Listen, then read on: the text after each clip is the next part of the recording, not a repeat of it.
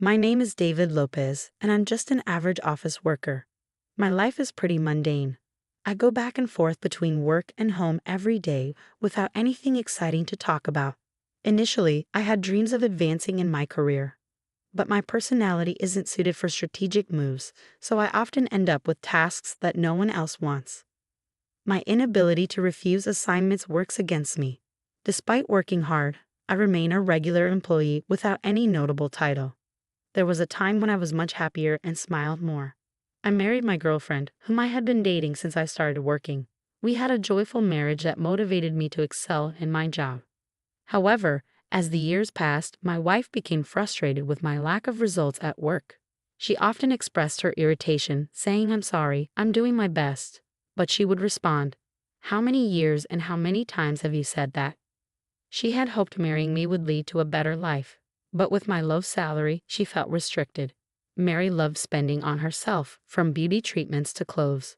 She thought life would be luxurious because I'm a doctor's son, and my father owned a clinic.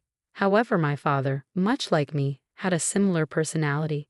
He often charged patients minimal fees and provided care without profit, especially for those struggling financially. He believed people would repay when they could, saying, "Money can't be made if you're not alive." Despite coming from a family of doctors, we never lived a wealthy life. As a child, I never felt dissatisfied or questioned this way of living, and I remain proud of my dad to this day. However, Mary decided to marry me assuming I came from a wealthy background, without knowing our true situation. This led to a life completely different from what she had envisioned, and a few years later, she had enough. "I'm done. If this is all we can do, there's no point in being with you. Let's get a divorce," Mary declared one day. "Wait, please. How long do you think I've waited? I'm aging just like you. I need to start over while I still can. I definitely don't want to be a low-income wife like you for the rest of my life," she added harshly, leaving behind only divorce papers. I was angry at myself for not recognizing Mary's true nature and for not being able to prove her wrong with my job performance. 5 years passed, during which I threw myself into work to heal emotional wounds, but my lack of savvy kept me from excelling, leaving me a regular employee.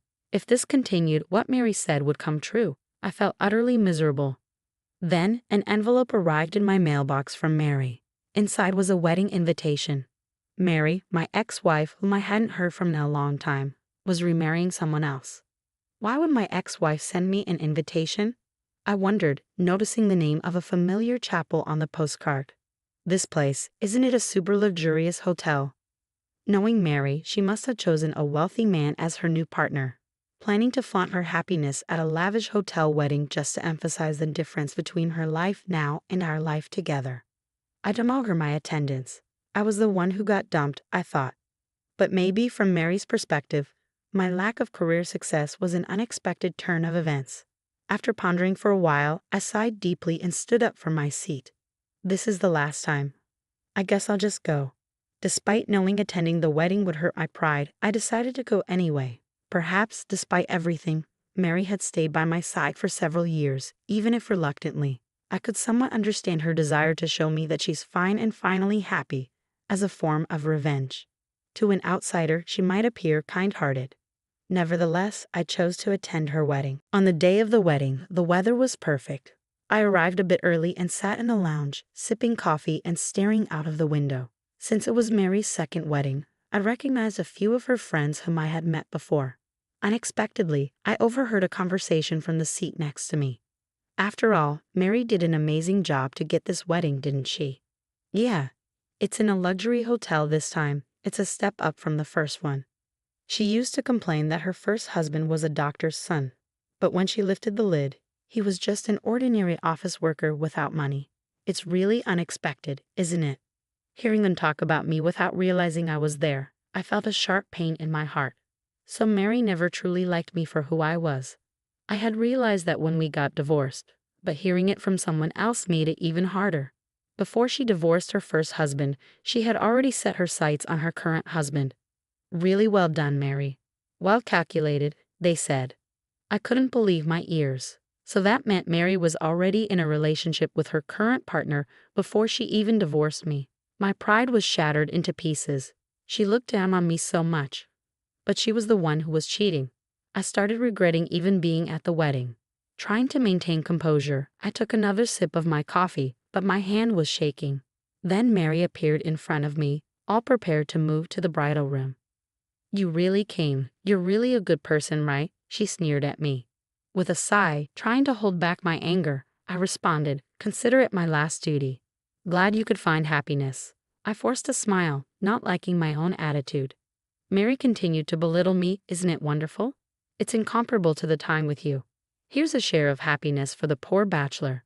Be grateful, will you?" She laughed sarcastically. Just then, a refreshing-looking man spoke to her from behind.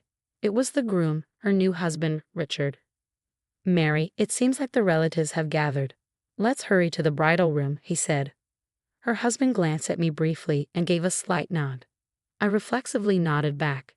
As Richard and Mary were about to pass by me, Richard spoke with a pleasant smile. "There's still some time before the ceremony. Please make yourself comfortable." Just then, an older man following Richard, who I assumed was his father, approached me. "Excuse me for asking, but may I have your name?" Feeling uneasy under his serious gaze, I replied, "My name is David Lopez." "Is your father a doctor by any chance?" the groom's dad suddenly asked, appearing frantic. Staggering a bit under his intense presence, I nodded in response to his question. Immediately, the color drained from the groom's dad's face, and he raised his voice. "Richard, the wedding is off right now." "What? Dad, what are you talking about?" Richard looked caught off guard by this sudden declaration. Panicked and confused by this unexpected turn of events, I hurriedly stood up from my seat, insisting, "No, I didn't do anything."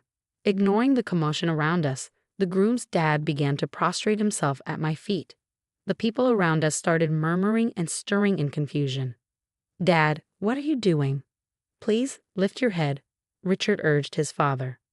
But his dad remained bowed down, pressing his forehead to the floor without changing his posture. I was completely lost and had no idea what was happening.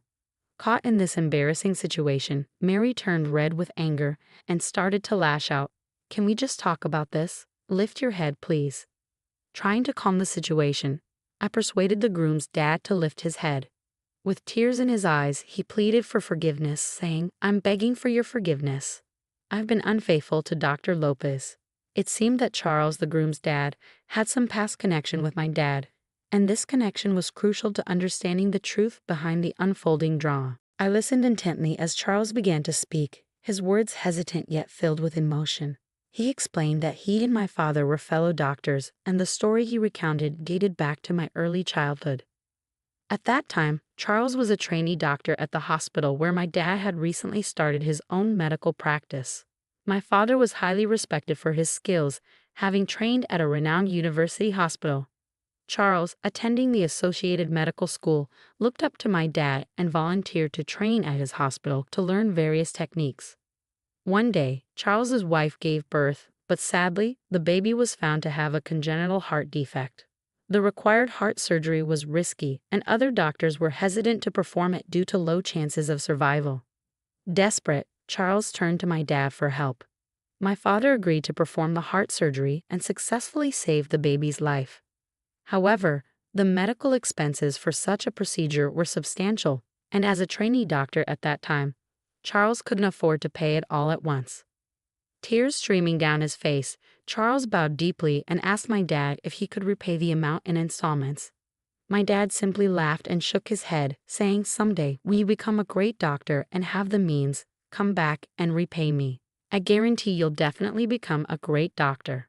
After this incident, Charles was sent abroad to study medicine and didn't return for several years. However, he never forgot his promise to my dad and continued to save money for the repayment. As Charles shared this story with tears in his eyes, it became clear why he was so deeply affected upon learning my identity. His heartfelt commitment to fulfilling his debt to my father showed the profound impact my dad had on his life and career. As Charles continued his story, he explained that upon returning to the United States, he discovered that my dad's hospital had closed down, and their contact information had changed, leading to a loss of touch between them.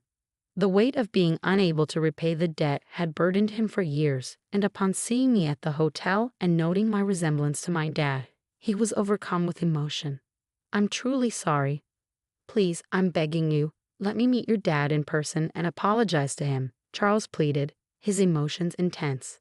Feeling Charles's deep sincerity, I responded calmly, "That sounds just like something my dad would do. But my dad has already passed away." Upon hearing this news, Charles stood there in shock. "No way, he passed away from cancer just like that, 3 years ago," he said, his voice filled with sorrow. He went on to describe how my dad had continued working tirelessly in various clinics until the end, always putting his patients first. Overwhelmed with emotion, Charles knelt on the floor, breaking down in tears. "Dad, this isn't the place," Richard the groom said, clearly affected by the revelation. "That scar on your chest, that's proof that Dr. Lopes saved your life," Charles explained to Richard, who seemed at a loss for words. "You're able to have a wedding ceremony and be here today, all thanks to Dr. Lopes," Charles continued, bowing to me again.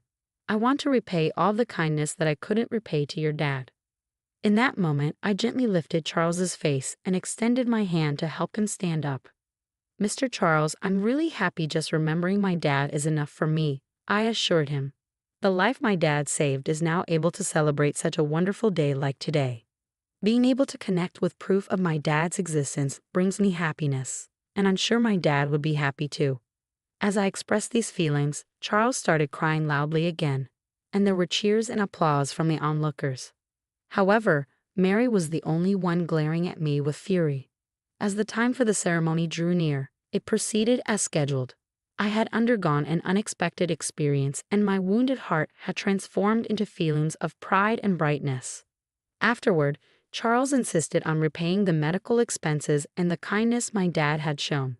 I ended up receiving a substantial amount of money that he had saved for my dad. Furthermore, Charles's hospital began doing business with my company, significantly boosting my performance, and I finally got promoted. The kindness and compassion my dad had shown had come back to me in such a meaningful way. I cherished this happiness while recalling the serious look in my dad's eyes when he was working. As for Mary, although she was enjoying her second marriage, her husband eventually found out about her past relationship with me and realized that both her previous and current marriages were motivated by money. This led to another divorce for her. I heard about it through the grapevine, and it reminded me of the saying, "What goes around comes around." Like my dad, I live my life believing that even if something doesn't directly benefit me, it could still contribute to someone else's happiness. Today, seeing someone smile again assures me that my life is definitely heading in the right direction. The exchange was deeply emotional, bridging past debts with present gratitude and bringing closure to a chapter of unfinished business between Charles and my late father.